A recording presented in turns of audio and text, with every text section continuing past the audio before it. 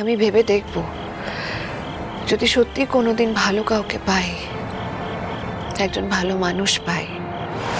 দেখ, সমর যে কথাগুলো বলেছে তার সব কিন্তু ভুল নয়। আজ নয়তো কাল তোকেও একজনের হাত ধরতে হবে মা। এইভাবে একা একা বাঁচা যায় নাকি? হ্যাঁ, তুই তোর দাদা দিদি বোনকে দেখ, বিয়ের পর ওরা সবাই কত সুখী বলতো। মনীষ অঞ্জুকে কি ভালো রেখেছে বলতো। সমর, শান্তনু ওরাও নিজেদের বউদের নিয়ে খুব সুখী। আমাদের ঝিনুকও খুব সুখী। দেখ, তুই আমাদের কথা ভাবিস না।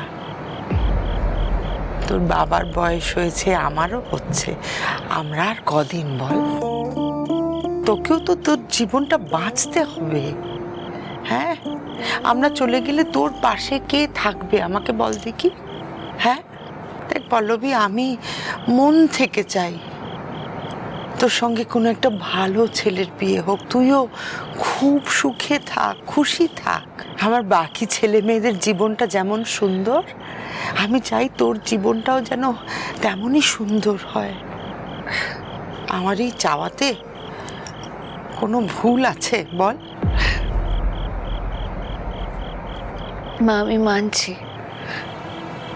একজন ভালো লাইফ পার্টনার জীবনে থাকলে জীবনটা হয়তো পরিপূর্ণ হয়।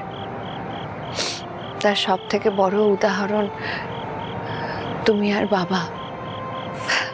ওদিকে বড় বৌদি বরটাকে কি সুন্দর ব্যালেন্স করে চলে। প্রীতি শান্তনুর সমস্ত খামতিগুলো বিভিন্নভাবে ঢাকার চেষ্টা করে, আর জামাইবাবু বর্দির সমস্ত চালাকিগুলো ভালো কাজ দিয়ে ঢাকার চেষ্টা করে। কিন্তু মা, একজন ভালো লাইফ পার্টনার পাওয়া, ভালো মানুষ জীবনে পাওয়া অতটা সহজ নয়। তবে আমি পেয়ে গেছি, মিঠি।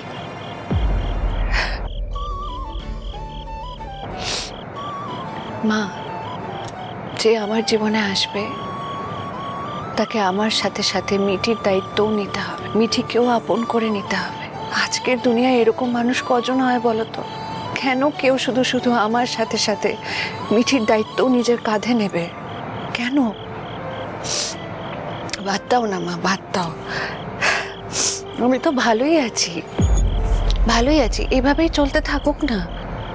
তবে হ্যাঁ, তুমি যে কথাগুলো বললে সেটা আমি পুরোপুরি রিজেক্ট করে দিচ্ছি না।